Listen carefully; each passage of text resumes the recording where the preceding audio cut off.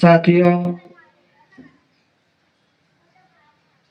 मैंने सुना हूँ कि ग्वालियर हाई कोर्ट में कुछ मनुवादी वकीलों ने बाबा साहब डॉक्टर भीमराव अंबेडकर का विरोध कर रहे हैं, लेकिन उन्हें ये नहीं पता है कि राजस्थान हाई कोर्ट में मनु जी एक जात पात की किताब लिख रहे हैं जिसका नाम है वर्ण व्यवस्था। तो उन्होंने राजस्थान की हाई कोर्ट में जात पात की किताब लिख रहे हैं। तो मैं उन्हें मनुवादी वकीलों से पूछना चाहता हूं कि जब कोर्ट के अंदर गाइडलाइंस बनी होती है और बार एसोसिएशन बना होता है, वकीलों की एसोसिएशन बनी होती है, तो वहां भी तो ये लागू होता है कि जो राजस्थान की हाई कोर्ट है वहां पे आपके दादा मनु जी जात पात की किताब लिख रहे हैं, उसका नाम है वर्ण व्यवस्था। तो वहां भी तो उनकी क्या जरूरत है? क्या वहां के वकील पढ़े लिखे नहीं है? क्या वहां के वकील जानकार नहीं है? उनकी वहां कोई आवश्यकता नहीं है। इसलिए मैं बताना चाहता हूं कि इन मनुवादियों की मानसिकता जो है बाबा साहब के विचारों से, बाबा साहब के संविधान से इनको बहुत बड़ी एलर्जी है। लेकिन इनको ये भी मालूम होना चाहिए कि बाबा साहब डॉक्टर अंबेडकर आपके रिश्तेदार हैं और बाबा साहब की जो डिग्री पर सवाल उठाया आपने, आपको मालूम होना चाहिए कि आपके साथ पुश्त भी डॉक्टर अंबेडकर बाबा साहब के बराबर नहीं पढ़ सकते हैं, नहीं डिग्री ले सकते हैं। तुम कैसे मनुवादी वकील हो? कैसे डिग्री ले लिया? फर्जी डिग्री लेकर घूम रहे हो।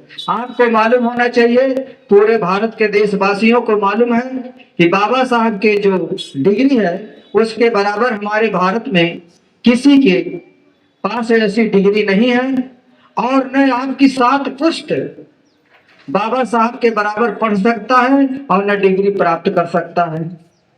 तो आप सिर्फ विरोध कर सकते हो और अपनी मानसिकता दिखा सकते हो और बाबा साहब डॉक्टर अंबेडकर के नाम पे चमकना चाहते हो और कुछ नहीं। कोई पार्टी तुम्हें मिला लेगी, कहीं तुम्हें टिकट मिल जाएगा, यही तुम्हारी मानसिकता है कि जब तक बुराई नहीं करोगे, विरोध नहीं करोगे तो आपका नाम आएगा नहीं, मीडिया सुर्खों में, प्रचार में नहीं होगा। इसलिए आप ऐसी मानसिकता रखते हो। इसलिए आप जान जाइए, समझ जाइए कि डॉक्टर अंबेडकर बाबा साहब आपके रिश्तेदार हैं और बाबा साहब के बराबर भारत में किसी के पास डिग्री नहीं है और न तुम्हारे सात पुश्तों तक किसी के बराबर ऐसी डिग्री हो सकती है, न ऐसी ज्ञान हो सकता है और न ऐसी आप लोगों की कोशिश करते मर जाओगे, लेकिन बाबा साहब डॉक्टर अंबेडकर जैसा आपके दादा परपाजा नहीं बन सकते। इसलिए मैं बताना चाहता हूं कि जो हाई कोर्ट राजस्थान की है वहां मनु जी एक किताब लिखा है जात पात की, जिसमें लिखा गया है वर्ण व्यवस्था, उसका नाम है। और उसमें लिखा है उन्होंने कि ढोल गंवार पशु और शुभ नारी, ढोल गंवार पस और ये शुद्ध नारी, ये ठोकन पीटन के अधिकारी। ऐसे तुम्हारे दादा के पास ज्ञान है जिन्होंने किताब में लिखा है जात पात लिखा है, वर्ण व्यवस्था लिखा है, भेदभाव लिखा है, ऊंच नीच गए बराबरी लिखा है और उनकी मूर्ति लगा के बैठे हो हाई कोर्ट राजस्थान के अंदर। वो तुमको समझ में नहीं आता है और तुम कहते हो मैं ये करूंगा, वो करूंगा, ये मांग करूंगा, वो आंदोलन करूंगा। ऐसी तुम्हारी मानसिकता है। पहले अपने आप को सुधारो और अपने घर को देखो, अपने खानदान को देखो, अपने परिवार को देखो। आज जो तुमको विरोध करते हो, जिसको तुम छोटा समझते हो, जब तुम पैदा हुए थे तो मन मूत्र में बंधे हुए थे और तुमको पैदा करने वाली, साफ करने वाली दाई थी और उसने तुम्हारे नाक कान मुंह में से मल मूत्र निकाल करके तुमको साफ सुथरा करके अच्छे कपड़े पहनाया। उसके बाद हाथ भी नहीं धोया, एक कटोरी में दूध था और उस दूध को उसने उसी रुई के फाहे में डाल करके और तुम्हारे मुंह में डाल दिया। फिर तुम्हारी आवाज निकलने लगी कि हाँ कि हाँ कि हाँ कि हाँ कि हाँ।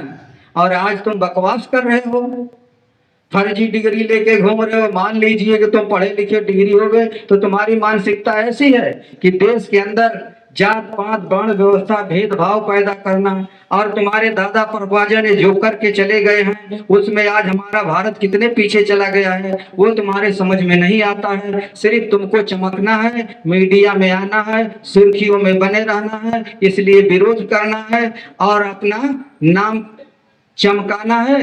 और कोई पार्टी कोई दल तुम्हें ले लेगी, तुम्हें नेता बना देगी, तुम एमपी एमएलए मिनिस्टर बन जाओगे। यही तुम्हारी मानसिकता, यही तुम्हारी सोच है। नमो बुद्धाय, जय भीम, जय भारत। मैं Shivshankar Ambedkar, E block Bindapur, pocket 4, Ravidas मंदिर।